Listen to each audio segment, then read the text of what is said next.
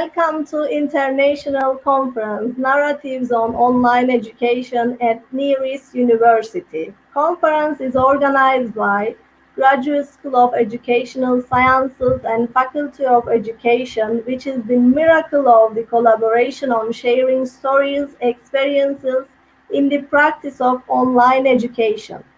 We would like to thank to all participants, keynotes, and the organizing team who contribute for the synergy of academic journey and collaboration. Now, I would like to invite Director of Graduate School of Educational Sciences, Professor Dr. Fahriye Altınay, for her opening speech.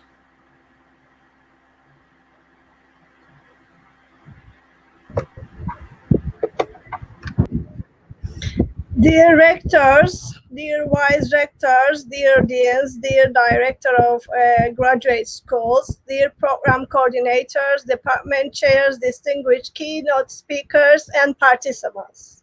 I warmly welcome you to the Narratives on Online Education Conference at Near East University. As a director of Graduate School of Educational Sciences, it's an honor to be part of this conference as having this initiative idea through sharing.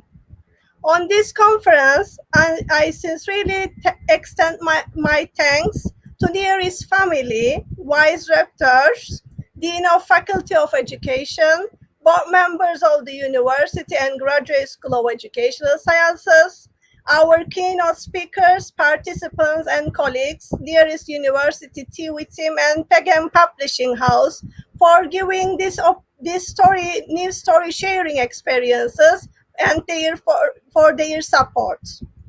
Universal values and equal access to the learning can be achieved by synergy between academicians and researchers and by collaborative works. To be connected, considering the pedagogy is essential. Online pedagogy is important as an art of teaching for us. In the digital transformation, sharing stories plays a great role. We need to be smart. We need to create smart stories for the development. Just because of this, in order to continue smart stories, we need to be sustainable in services, making diversity management in the multidimensional way, accessibility, reflections, and transformation. Our priorities are cooperation, internalization, research and development for the quality in all disciplines. As a graduate school, our aim is to equip our students for the lifelong learning philosophy, technological skills, contemporary, dynamic, and responsible for being professionals. Creativity, entrepreneurship, vigor, and vision is essential to be a scientist in their field. In this respect, in this memorable journey, by sharing stories on online education, we are a family. We will always be a family with strong bonds through envision of the Near East University based on collaboration and sharing experience. Stories, we know that as narratives, are creating meaning of perception, memories, information, conversation, symbols, and emotions. Stories are value-adding to our life. Now it is the time to share our stories to enlighten our vision for transformation. I wish our stories to make a butterfly effect to create a storm for changes and development by the merits of online education and pedagogy. As we have in this conference 45 stories and more than 100 participants as making contribution. All stories will be published in the digital book. I would like to thank again and wish you a success in the conference and your professional life. Be safe. All my best. Thanks, Professor Altınay. Now I would like to invite Vice Rector of Near East University, Professor Dr. Mustafa Kurt, for his opening speech. I'd like to welcome everybody on behalf of Near East University to our conference, Narratives of Online Education. We've been living just we're living very difficult times after COVID pandemic.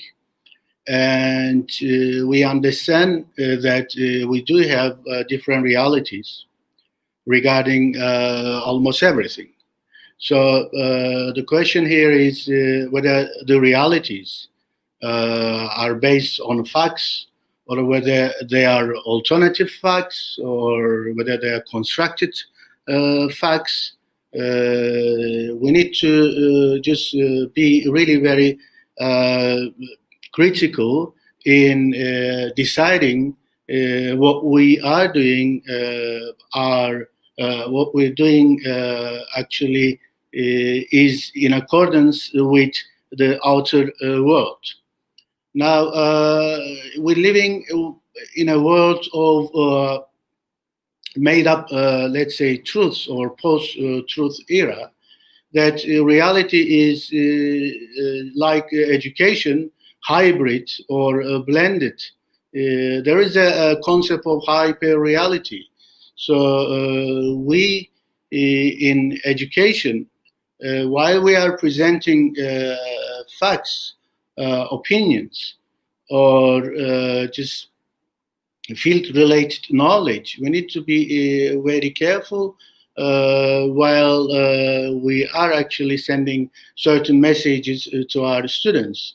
What we want our students to be doing will be that they need to have the knowledge, experience, and sources to decide what they are given is right or is in accordance with their own realities.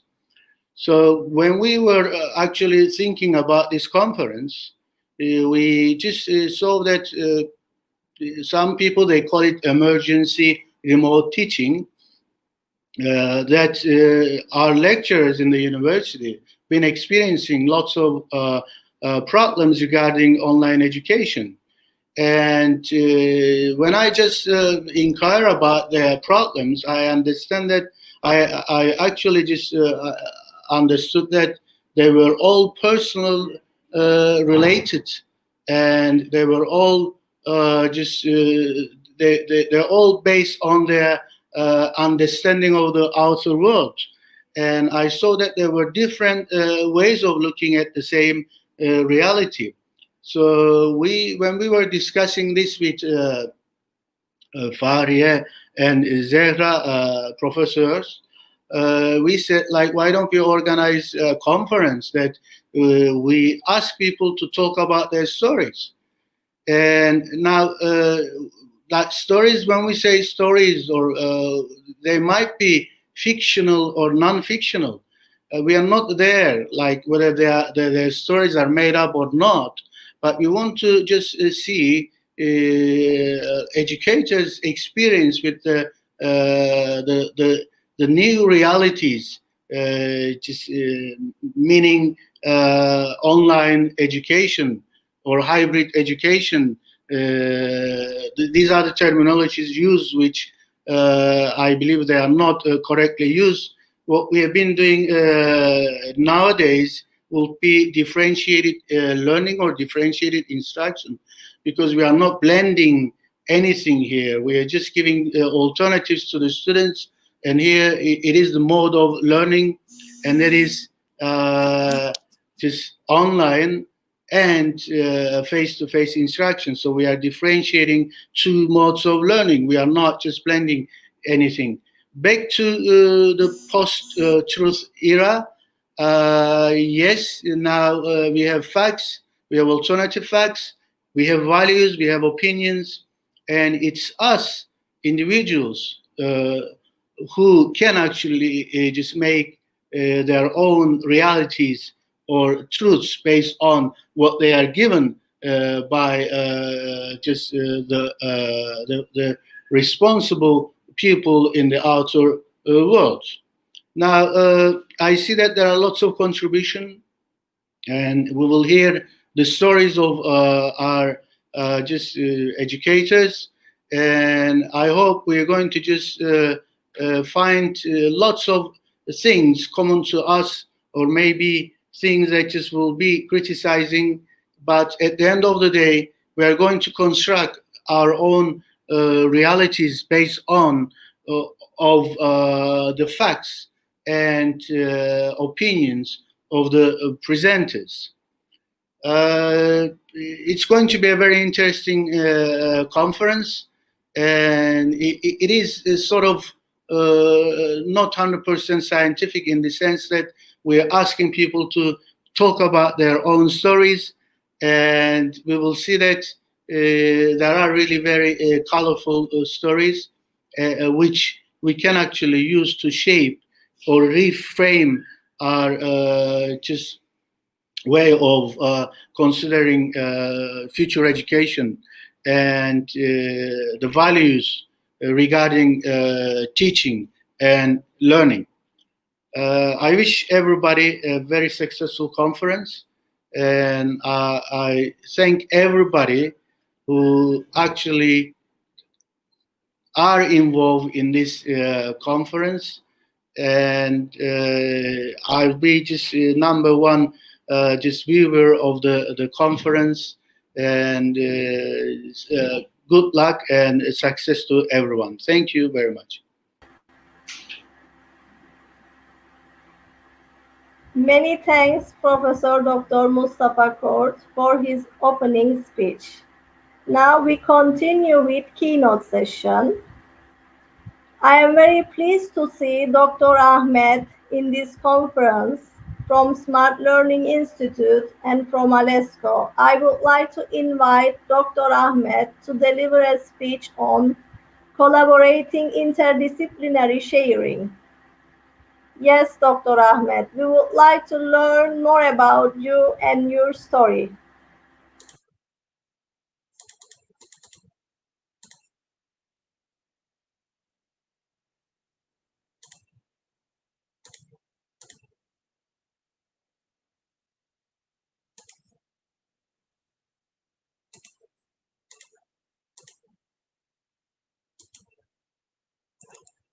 Hi, do you hear me? It seems that I cannot share my screen. Okay, it should be.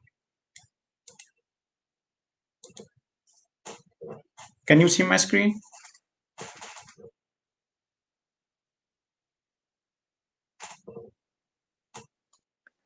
Yes, Dr. Ahmed, everything is all right, and we are on your screen listening you. Okay, perfect. Thank you. Perfect. Thank you so much. Thank you so much. So, thank you, Dr. Zahra, for the introduction. Good morning, good afternoon, and good evening, dear colleagues. So, like Zahra said, my name is Ahmed Lili, and I'm the co-director of the Open Educational Resources Lab. And we mainly work on educational games and gamification, learning analytics, and open educational resources and open educational practices.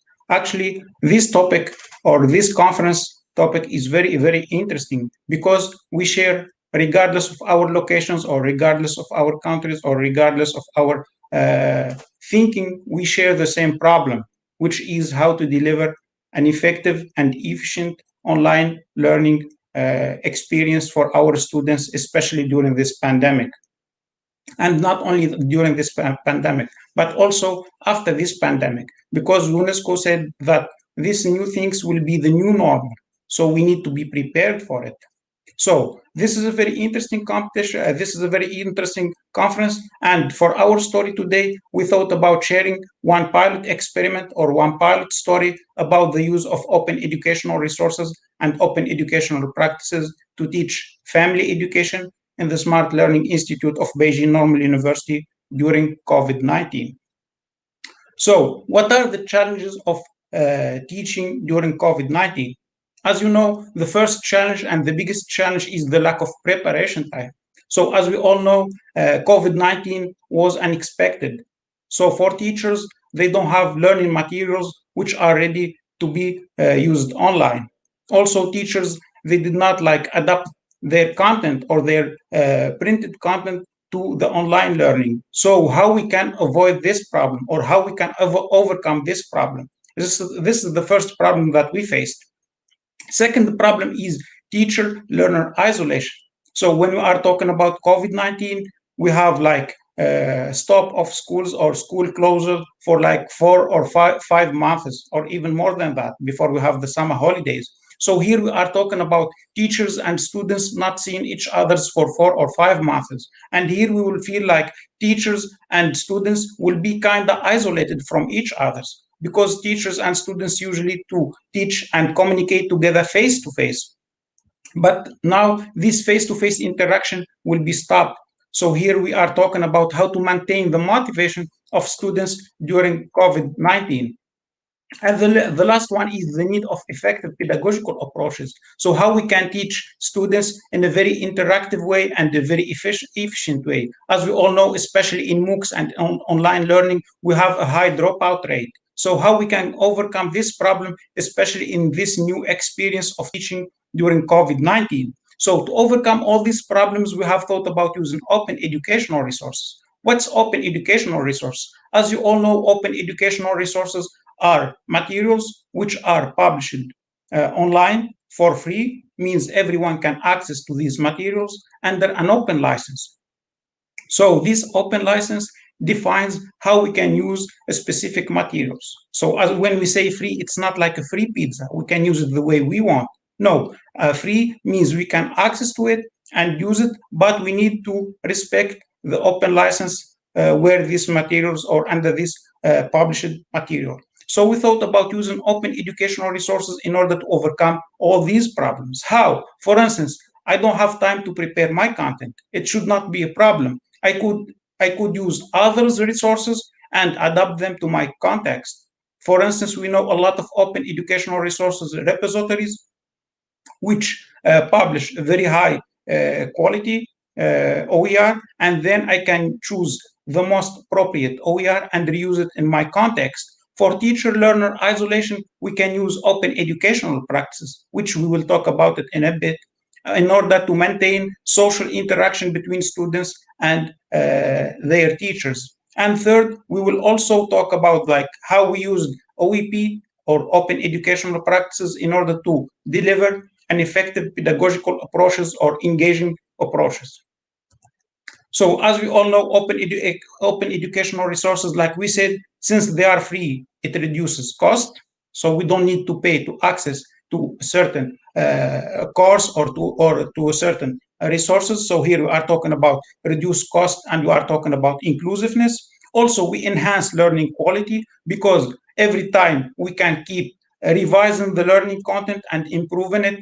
So here we are talking about enhancing the learning quality. Also, we can facilitate knowledge sharing because now there is no barrier to access to these resources. So here we can facilitate knowledge sharing and ensure accessible learning.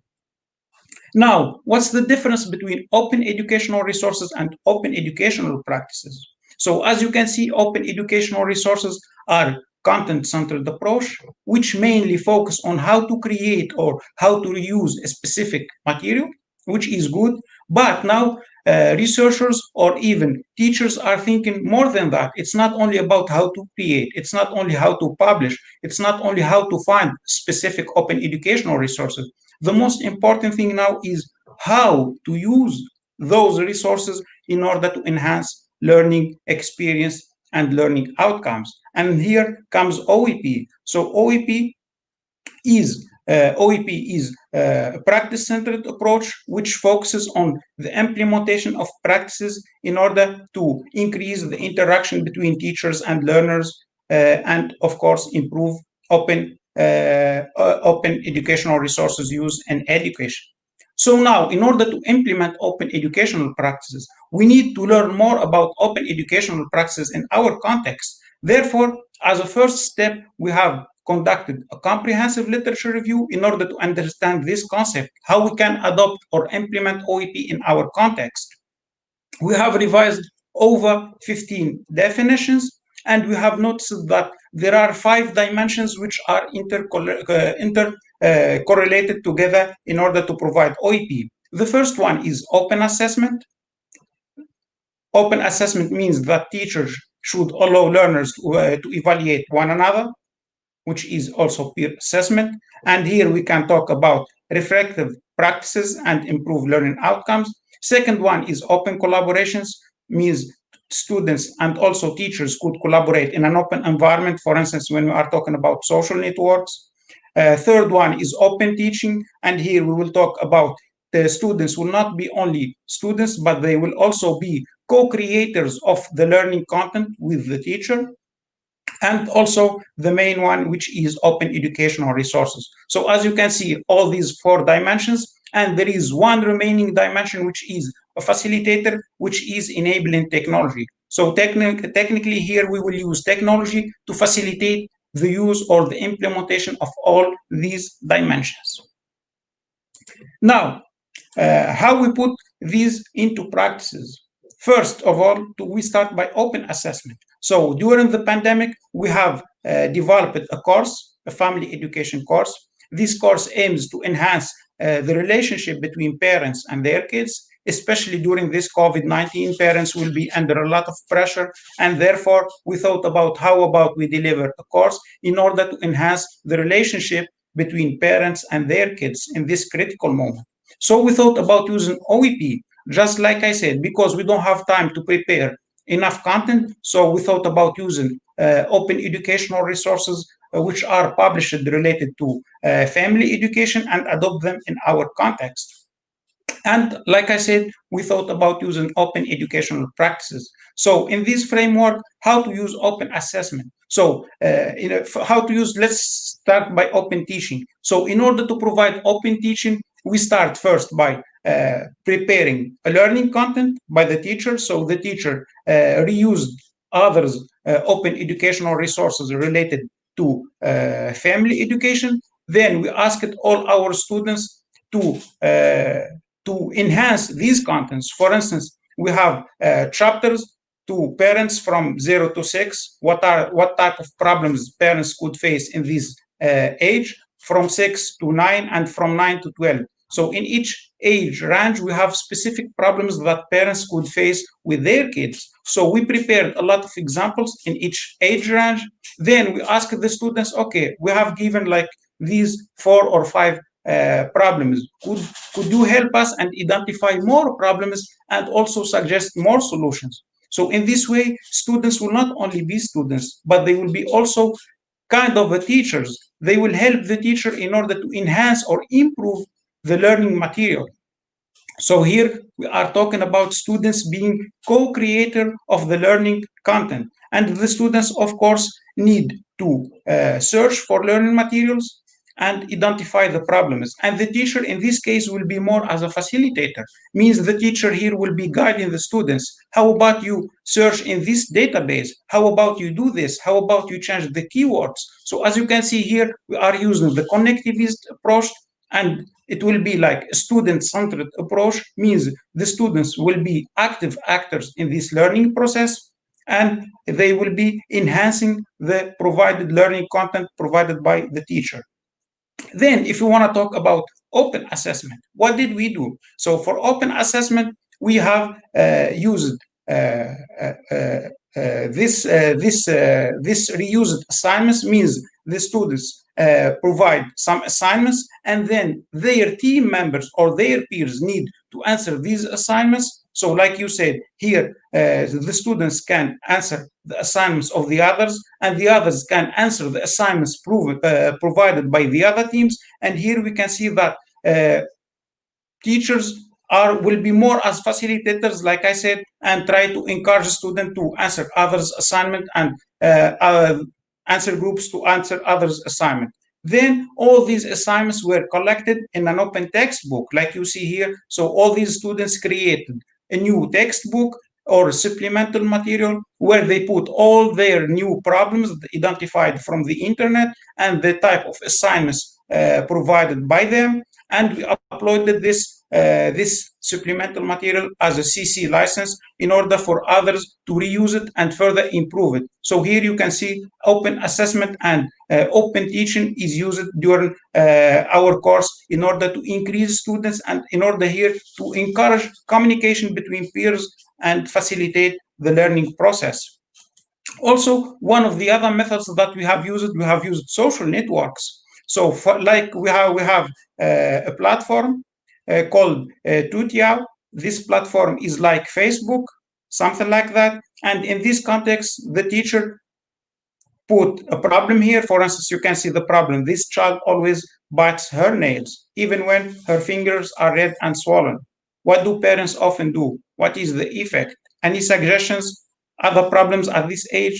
So technically here, like you say, the teacher put or published a problem that the students need to answer. Then the students started giving their answers. Like you see below, the students start commenting their answers, and then the teacher encouraged students to discuss together. For instance, I say this problem, then the teacher would encourage others to comment on my answer and exchange answers and encourage self-reflection. So here also we made use of social networks in order to enhance collaboration and open assessment. Not only so, in this case, not only the teacher will be doing the assessment process, no, but also peers can assess each other's and can exchange feedback in order to encourage self-reflection and self-improvement. So this is one of the case studies that I wanted to share today, which is a pilot experiment about the use of OEP during COVID-19. And in this context, we have also worked with our colleagues from Near East University. Specifically, I would like to thank Dr. Fahreya and Dr. Zahra, and we have released a book with UNESCO about the guidance on open educational practices during school closure. So as you can see here, our book contains a lot of information related to the use of OER and OER competencies for facilitating open educational practices. Also, I would like to thank again Dr. Fahreya and Dr. Zahra for their incredible efforts with the second book, which is about guidance on providing open and distance learning for people with disabilities. So first we focused about how we can use OER for all people. Then we thought about how to use OER for people with disabilities, because like I said, open educational resources are open and can be reused in different ways. So by reusing these resources, we can fulfill inclusiveness and facilitate knowledge sharing and fulfilling different needs for different people with disabilities. So as you can see here, we have also used OER for fulfilling different needs highlighted by different people with disabilities. And thank you so much. Thank you so much. Thank you, Dr. Ahmed. There is a good sharing for about your experiences and about the collaboration as a light of academy for future. Thank you for your sharing. Let me check whether there is any question or any comments about you. I think I observed that there are very good comments on your story. Once again, I have a firm belief that collaboration is a light of academy for the future. Thank you for your sharing. Now, I would like to invite Rector of Alanya Hep University, Professor Dr. Ali Ekrem Özkol. He is the valuable scholar in the field of online education, and he has the many innovative practices and the stories in this field. Professor Ali Ekrem Özkol will deliver his keynote speech on sharing experiences, a personal glance from the past to the future of distance education in the light of COVID-19 experiences. Welcome, Professor Ali Ekrem Özkol. It's an honor to see you in the conference. Thank you very much. Thank you for your nice words about myself. Yes, the title of the purpose of this narrative was to talk about the past and future of distance education in the light of my personal experience, and also taking this COVID process that Professor Kurt also mentioned and Professor Ahmed also mentioned, taking this COVID process in the as a main turning point in distance education.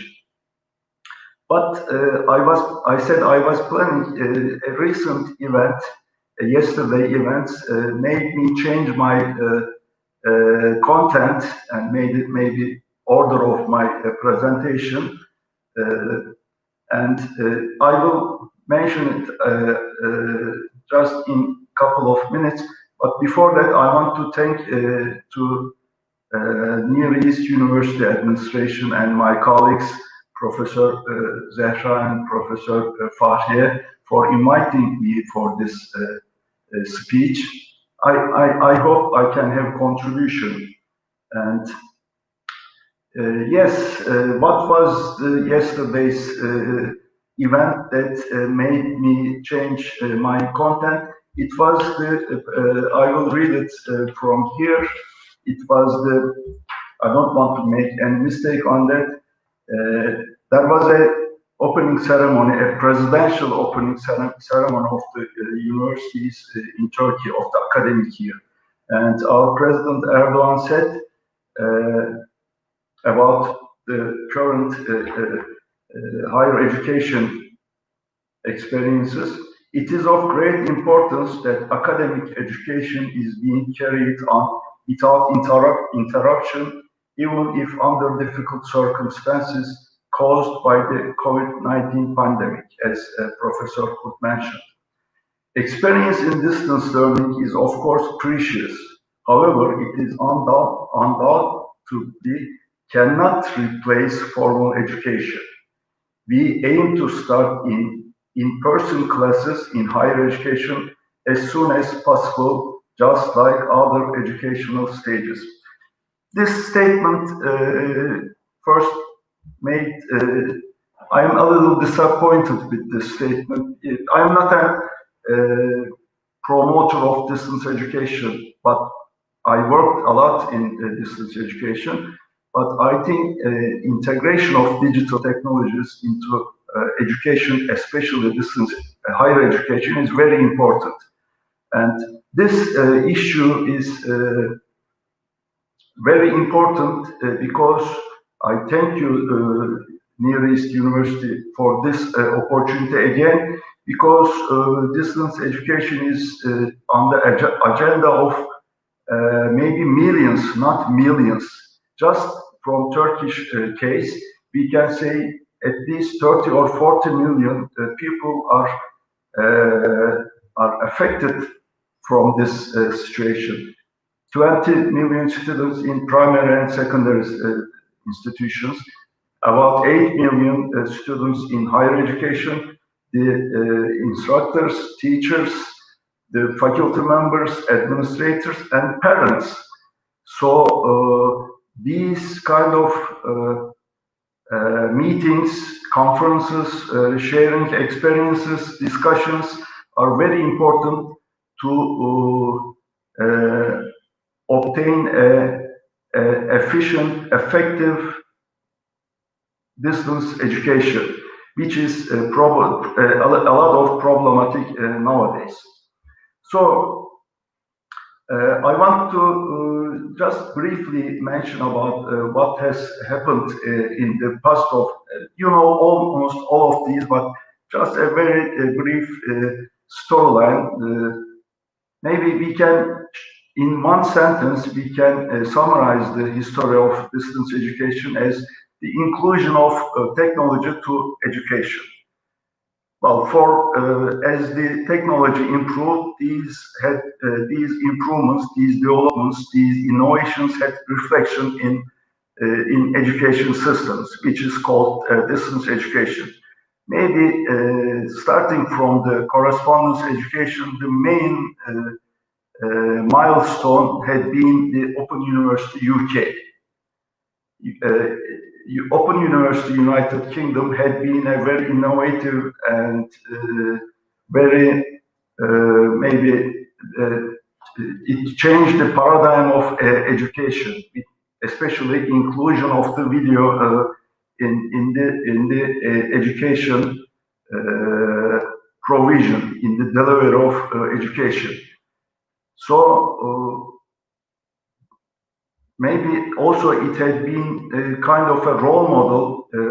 Open University UK had been a role model for many institutions on the world. Like we can call it is a very good example of maybe educational isomorphism in higher education. So maybe at least 50 open universities, maybe more than 50 open universities have been established all over the world, including Turkey, and millions of people had opportunity to continue their education within open universities. Then what is the next maybe milestone is the internet, of course. Internet and online learning. And many institutions in 19th started to employ online learning to improve their education. But if we summarize the landscape in 1990s, there were two categories of institutions. One, traditional institutions, and other open universities. And usually the traditional universities were refraining from being in communication with open universities. They were considered as open university education is considered as a low-level education. Well, still there are some thoughts about that, but until when? Until 2000. What has happened in 2000? MIT, Massachusetts Institute of Technology, has introduced the concept and the project of OpenCourseWare. And I suggest you to watch the video of the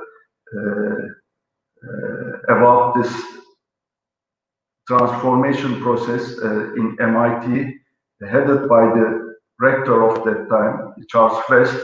It's a very interesting study. I don't want, we have a limited time, but it had been a turning point for especially traditional institutions, including the prestigious institutions like MIT, Harvard, Stanford, to employ distance education techniques under the heading of online learning. So the next step has been the open educational resources, as Dr. Ahmet gave a very sophisticated application of it in their institutions, and we have seen many developments in that time. One of them was OpenCourseWare Consortium. We are a member of that consortium. We had been member maybe 10 years ago, and as Turkish institutions. Then what is the maybe most astonishing development or initiative was MOOCs. Maybe I think in 2012, Times magazine has chosen MOOCs as the event of the year. And starting this MOOC phenomenon, the scene in the higher education field, the scene has almost changed. And I remember Carey wrote a book about that, naming the University of, I think it was University of Everywhere. So, what are the consequences of those innovations, those developments in higher education? It brought under the heading of quality many opportunities like flexibility, inclusion, which Dr. Ahmet again mentioned in the very. I'm very curious about that book. inclusion, flexibility, cost, both in terms of delivery and in terms of the educational cost for students. We see a lot of advantages of online learning in this period. So almost all universities started to employ online learning, and in addition to that, like the concepts or the initiatives like recognition of prior learning,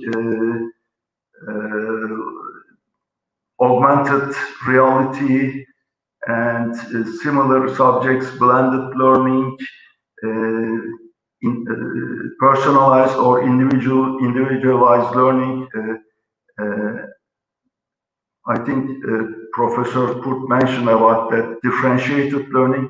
Those were all opportunities brought by the inclusion of digital technologies into education. So at this point, before going to the COVID experience, I want to summarize our experiences in Turkey. We employed open university concept in 1982 in Anadolu University as open education faculty. It was a little different, but the concepts were the same with the Open University UK. Until 2000, there had not been any attempt for distance education. And in 2000, there had been an attempt to provide distance education opportunity to the traditional universities. And I myself involved in distance education in about those times in 1998. I will tell a little bit about myself. I'm an industrial engineer. In the first half of my academic life, I was involved in I dealt with industrial engineering topics. I taught in industrial engineering and involved in projects and research activities. Our aim is in industrial engineering, regardless of the type of the sector, we are trying to improve the efficiency, effectiveness, and the quality of the system. So there have been different sectors: health, transportation, law, or education. So as a member of Anadolu University, I saw the opportunity of distance education to improve the quality of the education system. I transferred. I passed to the distance education or the open education faculty of our university, and I also I was involved in practical studies as well as I got administrative positions, including membership in the Higher Education Council. In Higher Education Council, I tried to promote distance education within our higher education system. Starting from the first study in 1999, I remember, it was a feasibility of nationwide distance education alternatives. The project was chaired by Murat Ashkar, and a lot of academicians from different universities were involved. And at the end of that project, a set of regulations are introduced, and provision is provided to conduct distance education. In 2003, we had a presentation to the Higher Education Board with Professor. That time he was not a professor. I think he was an associate professor. Kürşat Çağatay. We made a presentation to the Higher Education council with the title of digital transformation. We tried to promote, as I mentioned, distance education, especially integration of technologies to education, and supported by TÜBA, Turkish Association of Science. We conducted the open courseware project. You can still reach to the content of those projects in the TÜBA site, I believe. There had been more than 80 courses either translated or originally produced by our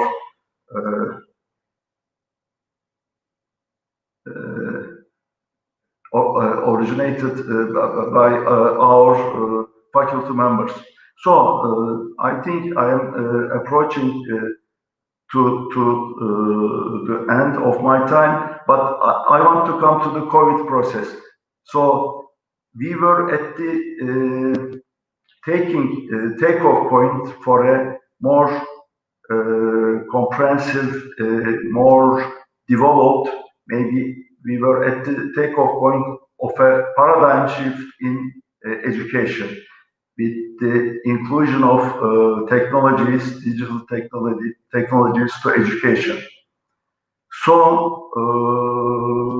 all of these actions or initiatives were interrupted by the COVID-19 process. Is it good for those academicians who are working for distance education? No, but there are some advantages. All of a sudden, all the academics, either believing distance education, they found themselves in a situation to conduct distance education. So we observed many good examples. I want to quote maybe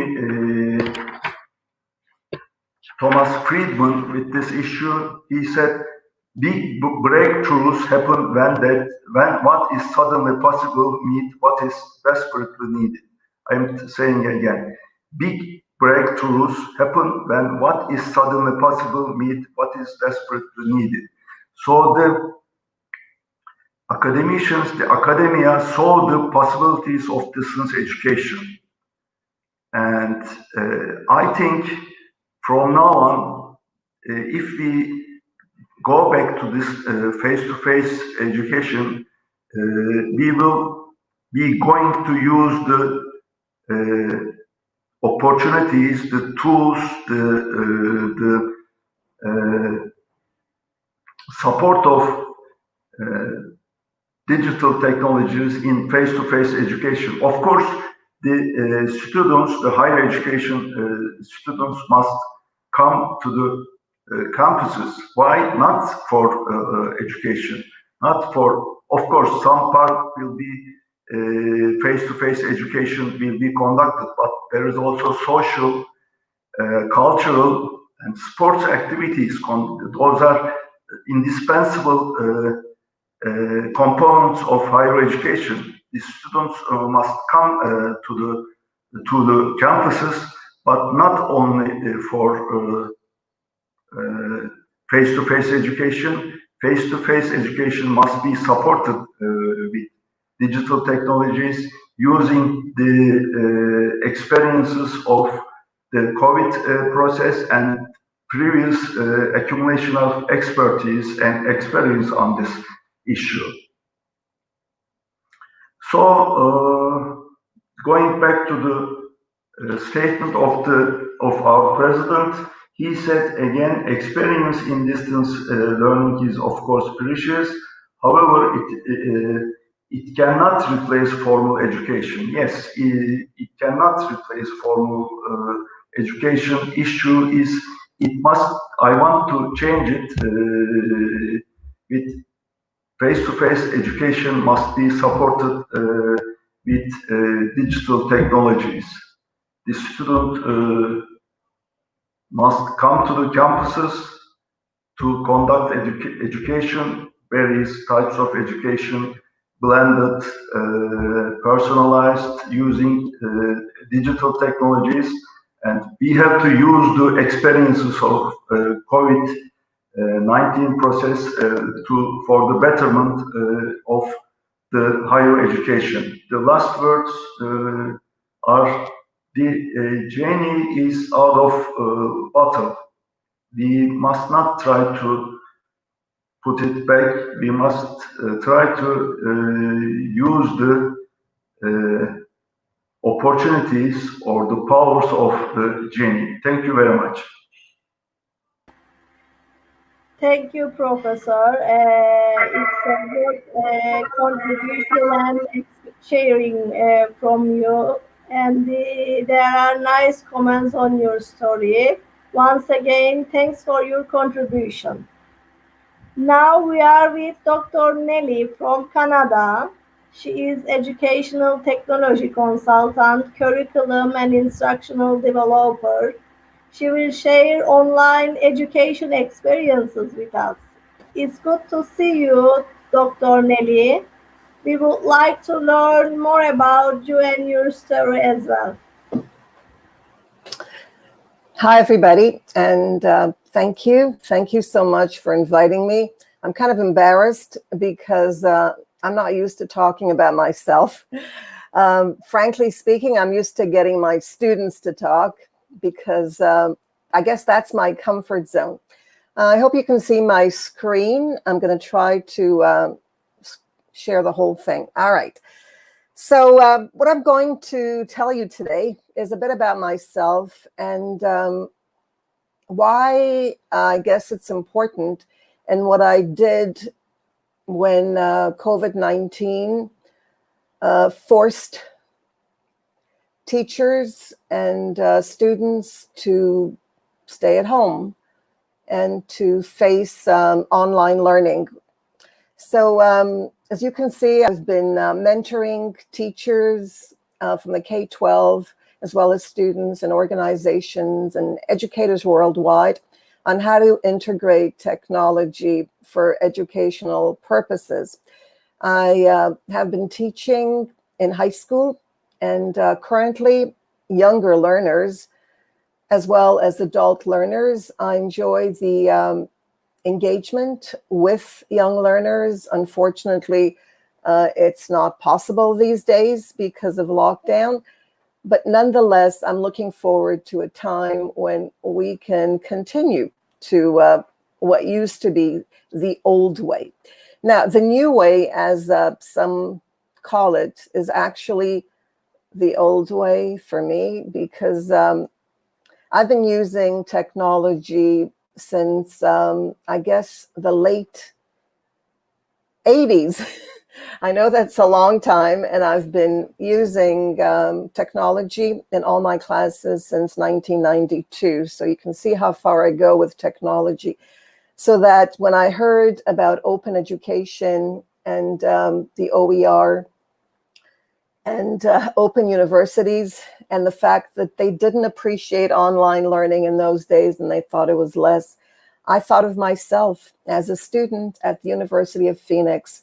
It was in a blended learning format, but that's where I got my doctorate at the University of Phoenix. And my research, interesting enough, was on instructor use of technology in blended learning courses, blended, yes, in higher education. So I researched and interviewed a lot of teachers from around the world and their use of technology, some of their frustrations, and so on. My focus was on educational leadership. I specialize in curriculum and instruction. And what I found about 20 years ago is exactly what's going on right now, or at least what was going on with COVID-19 when schools had to go online. Same stories. So I thought, well, you've had experiences, you've gone through the same thing, you did research on how teachers manage with technology. What are you going to do about it? So my experience, as I said, has been with adults and young learners. So I knew that I had to do something.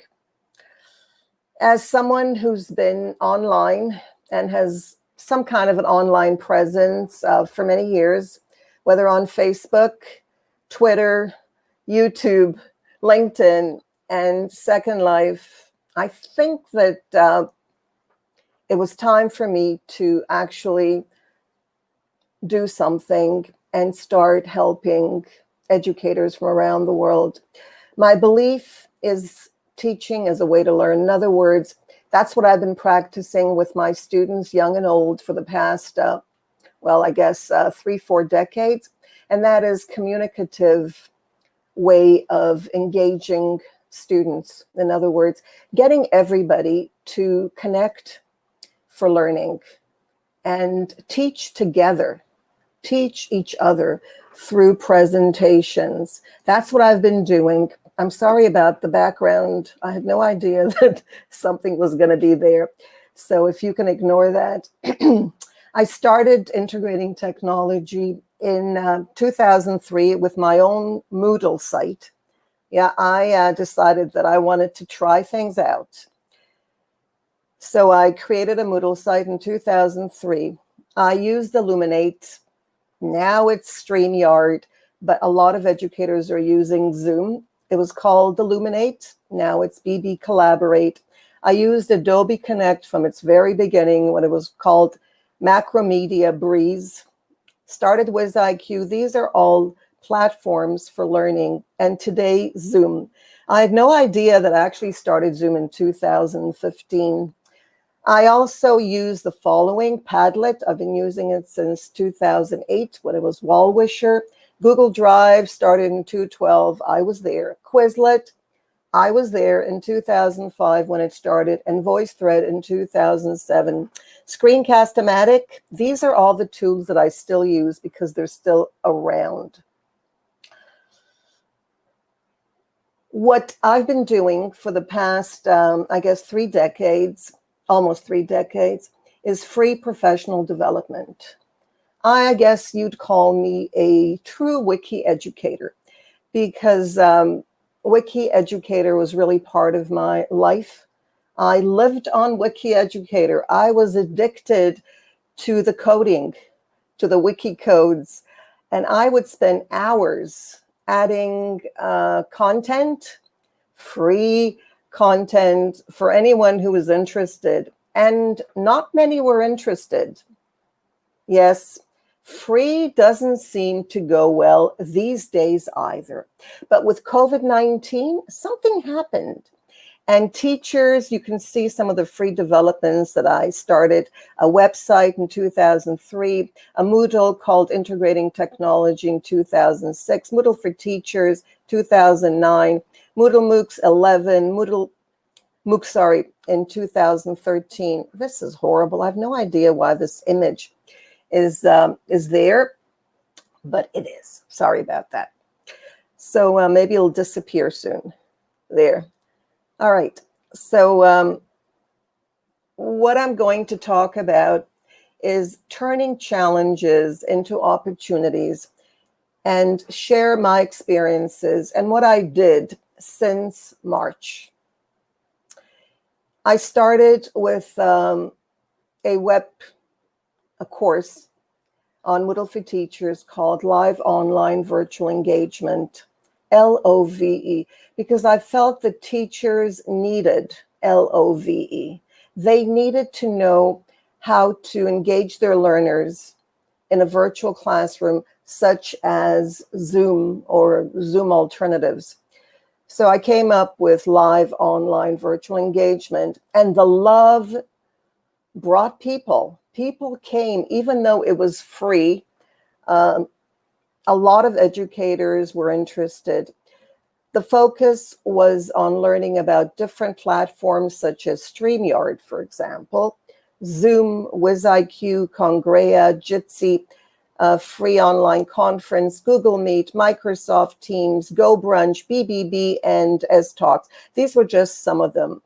What the presenters, or the educators rather, what they did was they worked in teams because Moodle allows you to add a plugin for teaming up. So they worked in teams. They came up with a syllabus. They came up with a Google Drive, a PowerPoint on Google. They worked together and they presented their work on the virtual class, in the virtual class, during the virtual class, to each other as a team, and then to the rest of the participants, the rest of the educators. And this brought them together.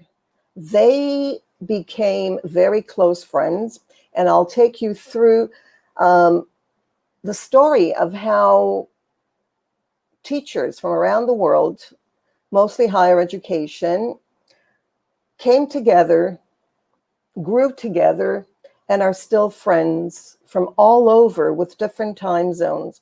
So what they did was they learned how to engage learners on the virtual platform or the synchronous platform. After they finished that course, they wanted more.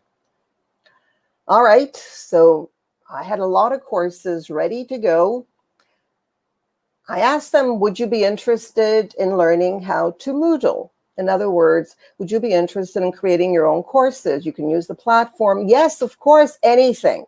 They just wanted to be together. It wasn't me, even though they thanked me, but it was them. The working together, the fact that they could collaborate and work in teams. It's about the human touch. That's what it's about. It's not about technology, and I've been using technology forever. It's not about that. It's about connecting and learning that we're all in the same boat and how to turn our challenges, and we all have very similar problems, into strengths and into opportunities to learn and engage our learners.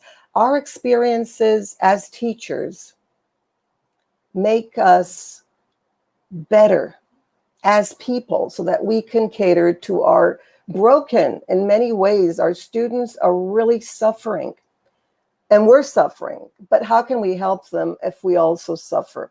So through this course, it's not about the course itself, it's about their team building development and the groups, the collaborative courses they created after learning about Moodle. They had no idea about Moodle.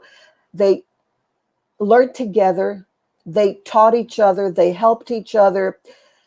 They were a family, as Zara mentioned, a family. They became a family. And I was just there to kind of, help out. They developed teamwork policies. They developed a team syllabus. They did everything they could to make their courses shine, and they did. After that, they loved what they were doing so much, and the fact that they were working together, that they volunteered to present at my annual MMVC 20. That's a Moodle Moot virtual conference, the 9th annual, and they collaborated and they gave sessions. They presented. In other words, they weren't just learning about how to present and teaching each other. They were teaching the world, and I was so proud of them. And then they gave, two of them gave presentations on EFL talks. And they're not even English language teachers. They're teachers of different, subjects. They're not English teachers, and yet they did it. And now they're developing, at least 8 of them are developing courses or sessions are an electronic village online, which is a TESOL initiative. It is about English language teachers, but it doesn't matter. They've got the skills and they want to give. And that's what's important here. They want to give freely. And that's where I'm excited. And the courses that they're going to give are digital imagery and designs, effective presentation skills, intercultural competence, and wellness, because that's what they learned. That's what they got from their Moodle courses. After they learned how to collaborate and create their own Moodle courses, they learned how to be managers of a Moodle site. Imagine, they became managers. And of course, all this is free. with certificates and digital badges, all for free. So again, they went through the process. They were able to add each other to the Moodle site because they were managers. They were able to create courses. They had full range of complete autonomy to be able to create their own courses, individual. But you know what? They preferred to work together. They preferred to create collaborative courses. And I was really, really proud. They used both asynchronous, the Moodle, and synchronous platforms. Well, that wasn't enough. They wanted more. And I was there for them. This is almost 6 months since, well, a lot more since March. They're still learning because most of these courses were for 2 months, not just 1 month. And the course that they're now taking, they've got about until the 1st of November, is called Self-Care for Educators. They're learning about caring for themselves so that they can care for others, and not just for their students, for their families, their own families, and for strangers. They're becoming amazing human beings. They always were, in fact, but it's coming out, and that's what's important. We all may have problems, but with understanding and learning how to self-care, we're able to do so much more. And spreading the word is what it's all about. It's sharing whatever we have, whatever we learn. In this case, it's the stories. And that's why I'm so grateful, even though I don't like to talk about myself. But I'm grateful because I think we need opportunities. And that's what I've given these educators. I've given them an opportunity to shine as a team and individually, to stand out and tell their stories. And that's what they're doing. And it's doing them good. It's good to be able to share what you learn.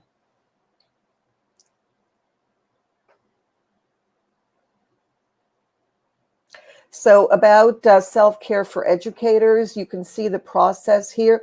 They're actually implementing everything they've learned. And you know what I really enjoyed was a discussion that came up. One of the participants, instead of just answering the question, she created a PowerPoint presentation and she developed it into a video. In other words, she shared a video of her response. And that's exactly what it's about. It's about sharing your stories through videos. Just put them out there on YouTube for anyone to be able to learn from. So what are my takeaways? Well, it's giving. The minute you give, there's a ripple effect. It spreads. And I think you mentioned the butterfly effect. Yes, that's how it works. You take care of yourself, you take care of others, and that's the ripple effect. It's about immersive learning, social learning, peer learning, about developing the learner's autonomy. You develop presentation practice and you gain confidence because collaborative learning is the way to go. We're not alone. We're all in the same boat. So it's time that we held hands. We need each other. Even though there's lockdown and we can't physically hold hands, we can do it virtually as much as we can by learning together and developing these skills through self-care. Patience, learning to face anything that comes our way with patience, stopping to listen and learn. Because whatever the other person is facing who's asking the question, it's human. It's frustrations, confusion, impatience, and we need to be there for them as they express how they feel. They're not criticizing. They're just expressing how they feel. And everyone should be able to do that. So what we can do is be there for them with patient kindness and compassion, and show our gratitude for whatever good happens so that it grows. And the way I've been doing it and what I'm doing now and will be doing in the future is giving sessions on practicing mindfulness, teaching others how to breathe. I know we all know how to breathe, but how to breathe with our minds, to pay attention to what we do, how we respond, to become aware. And mindfulness awareness practice seems to work. Support our learners and develop their growth mindset by showing them, modeling that we have it, by showing them that we are patient and we're ready to listen. They will also develop these mindsets. The lockdown skills can help us develop growth mindset. The human touch is critical to our well-being. We know that. In times of social distancing, online virtual meetings, and course learning management system may seem to provide an alternative to face-to-face communication, but there are many challenges, and we need to accept the fact that there are challenges. We don't put them away. We don't say, no, you don't exist. You do exist. Your problems exist. There are challenges. They're here, and they're here to stay. There are always going to be challenges, whether it's COVID-19 or, relationships, bad days, moods, lots of challenges. This is what I wrote when COVID-19 brought me down to a lockdown. Let's learn how to care, to take care of our mental and physical well-being. Exercise, whether in the house or outside if you can get out. Exercise. And take care of your mental well-being as a way to connect with our students and gain their trust. Because if we're not well, we're not going to get their trust. And remember, it's not about content and tech tools. It's about the human touch. And these are some of the resources that I think you may find of worth. I don't know how much time I have, maybe 6 minutes. Why we do what we do. If we practice mindfulness, and you can look it up, mindfulness awareness practice, we will learn about ourselves and realize that we're all the same. We all face the same things, and then we'll be more patient with ourselves and others. And you can go through these. The PowerPoint is available. It's on Google Drive, on Google. Okay, Conscious Living by Hendricks, The Big Leap, Tiny Habits, because we need to change our habitual way of reacting and develop something different. And this is an opportunity. Happy Teachers Change the World. Isn't that true? Go into your class with a smile. Join that Zoom meeting with a smile. It makes a huge difference. And Mindfulness for Teachers, by the way, you can download for free, completely free. Look it up, Mindfulness for Teachers. Of course, Carol Dweck with Mindset. I knew psychology. They forced her to add that. She didn't want to add that. They forced her to add that. It's a success, but it is a kind of success. And Wake Up to Your Life. I think it's time that we woke up. Really wake up to reality and face ourselves. And of course, Letting Everything Become Your Teacher by John Kabat-Zinn, he's a medical doctor, brought mindfulness to the Western world. And Flourish, Positivism, and of course, with Seligman. And that's it.